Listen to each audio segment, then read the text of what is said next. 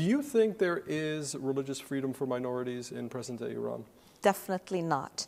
The Baha'i community is the largest religious minority in Iran. They're about a 300,000 strong community, and they're not even officially recognized. There are many laws and administrative regulations that both directly and indirectly discriminate against the Baha'is in Iran. Now, we don't want to tar the entire Iranian people, which, as I repeat, are good people. So who are the Iranians that help the Baha'is out? Where do we find them? Who are the heroic ones or the righteous Iranians? There are wonderful, wonderful people amongst the Persians, amongst the Iranians. They're to be found everywhere at all levels of society.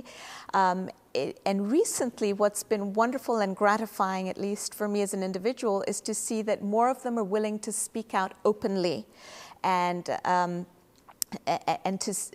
reveal their true feelings about the persecution of the Baha'is in Iran. In fact, on September 11th of this year, we had an event, I don't know if you were aware of it, at George Washington University here in Washington, D.C. We certainly weren't aware of it. You weren't aware of it, and of course not. And it was organized by the Baha'i community of D.C., and we had a famous Iranian actress. She played in a movie, in a Hollywood, she's a Hollywood actress, Shohreh Aghdashalu, and we had Azar Nafisi, who is also the famous author of Reading Lolita in Tehran, and they both spoke out very vocally against the persecution of the Baha'is in Iran.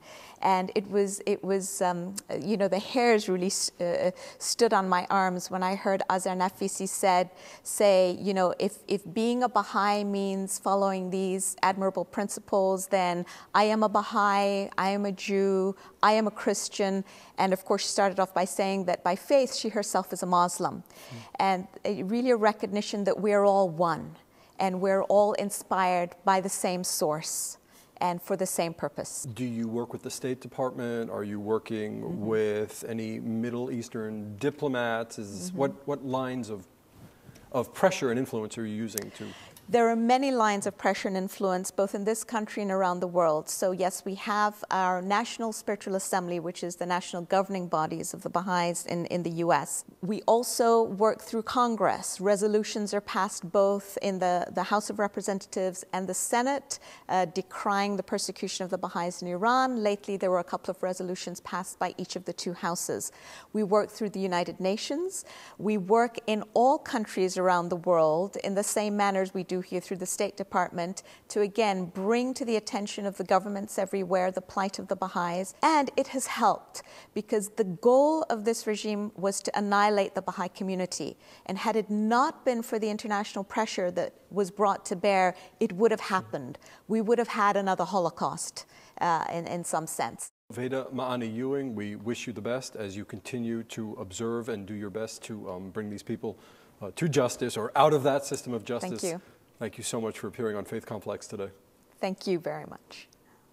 The names of the 7 are, and I'm going to read them if you'll excuse me, are Behruz Tawakkoli, Saeed Rezai, Fariba Kamalabadi, Vahid Tizfahm, Jamaluddin Khanjani, Afif Naimi, and Mahvash Sabet.